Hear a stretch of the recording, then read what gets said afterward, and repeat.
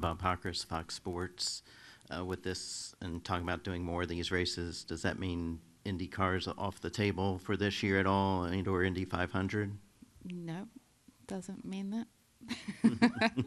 I would say I'm hopeful to do more IndyCar races. Indy 500. I mean, I would love to. Let's see. And you're the first female driver in Cup since Danica. I'm curious, is there any sense of pride, or does that piss you off? Kind of neither.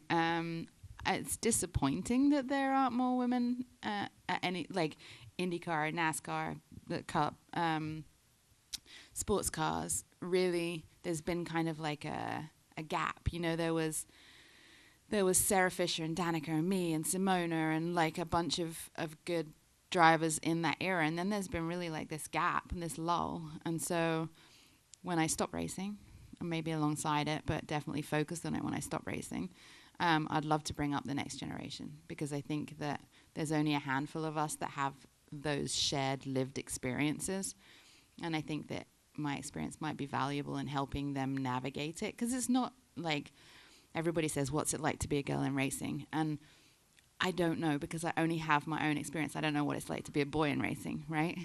So I know what my journey has been, and I know that it's gone for me and it's gone against me, and I know where the struggles are, and I know mentally what you have to do to overcome those struggles.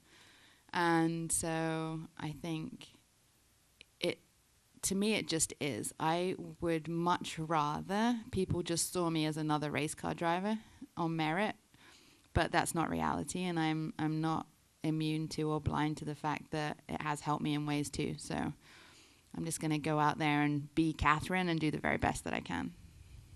Come to Jeff next. Hi, Jeff Gluck from The Athletic.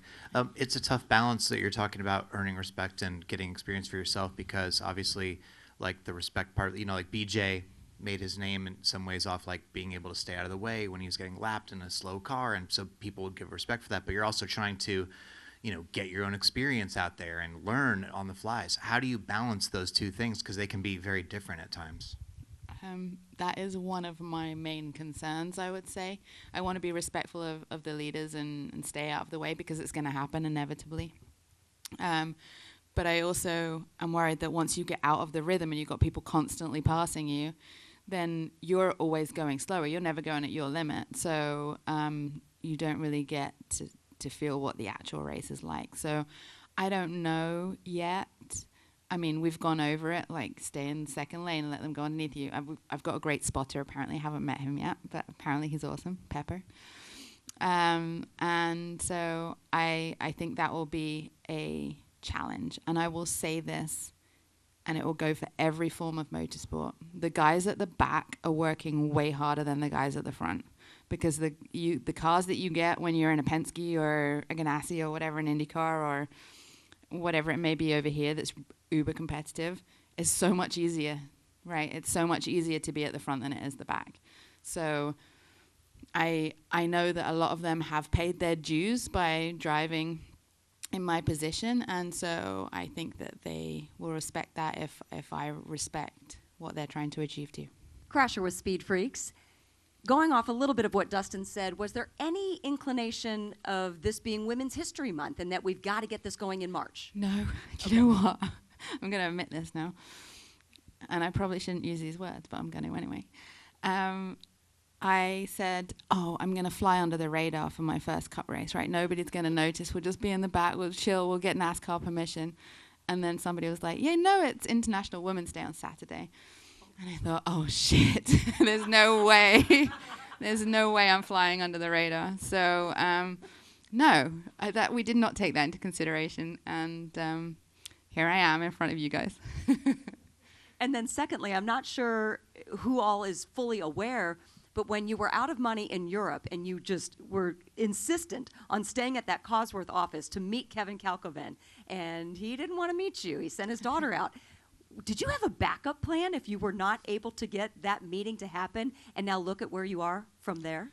Yeah, no, I didn't. I think when you want something badly enough, you find a way to make it happen. And so I think I just kind of clawed and tried and fought and did everything I could to get as many opportunities as I could. And I've honestly driven some really bad cars that I probably shouldn't have driven. I nicknamed one the car of almost certain death. But you have to do what you have to do to get here. My father's not wealthy, but he wishes he was. But we didn't have millions of dollars to spend on the best teams and the best equipment and like working our way through the ranks to showcase my talent. So I had to do a bit of everything, and sometimes it worked out and sometimes it didn't. And I never had a backup plan. I always just had to go from opportunity to opportunity and make the most of it. And my whole career, my whole life has kind of been that roller coaster. But you know what? I honestly wouldn't have it any other way, because I think when it's hard, you appreciate it so much more. And if you've really had to dig in and work for it, then it means so much to you. And I've had a hell of a life, and I'm a hell of a career so far, and I'm sat here ready to go run a cup race, and I'm such a dork. I took a picture of the garage with my name on it, right?